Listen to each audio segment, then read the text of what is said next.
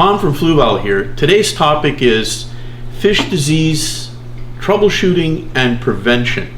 There's a number of different things that will allow you to avoid diseases in the first place. We're going to talk about that, and then we're going to go through some ABCs of identifying what fish disease your fish may have, symptoms you should look for.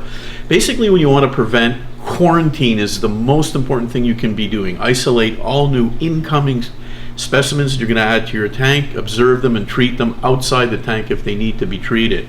Aquarium maintenance is another super important preventative method. Water quality should be kept high. Filters have to be operationally efficient.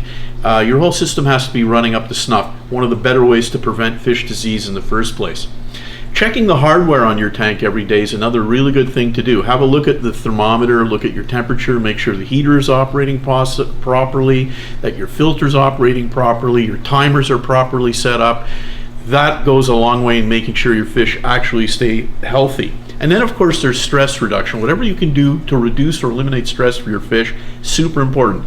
The hardware and the maintenance play right into that because they impart stress if those parameters are not correct. So you want to make sure that you're taking care of those things to reduce stress or to eliminate it. And of course tank mates, not mixing fish that are aggressive towards each other and so forth, or fish that can't tolerate that kind of thing in their natural habitat, avoid that and mix fish properly. That's also a big factor. Now when you break down disease, you look at it three different categories basically. There's parasitic, and within parasitic attack on fish you have ick. That would be the most common parasite. That's an abbreviation for the real scientific name. We'll just call it ick for now. Basically looks like grains of salt or sugar on a fish, little white dots.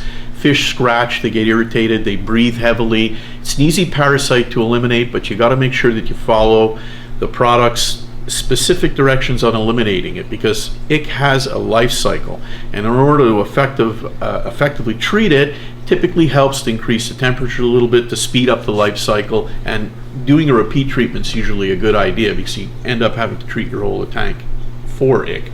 Then there's things like, for example, gill and body flukes. You'll see gills being extended, fish scratching a lot. Those are sometimes an issue for tropical fish. Again, follow the instructions on a medication to effectively treat the disease. Then there's velvet or odynium, which is a very fine little spotting on your fish, almost looks like a dusting.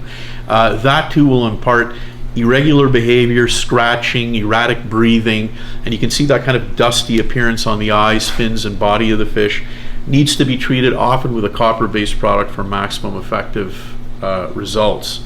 Then there are bacterial problems. Bacterial infections on fish are normally manifested a little bit differently depending on what kind of bacteria it is. You'll see it on fins as fin rot, for example.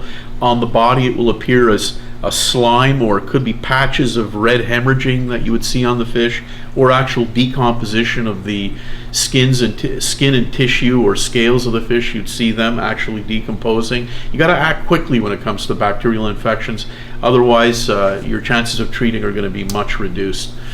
Then of course there's dropsy, which is another bacterial type disease.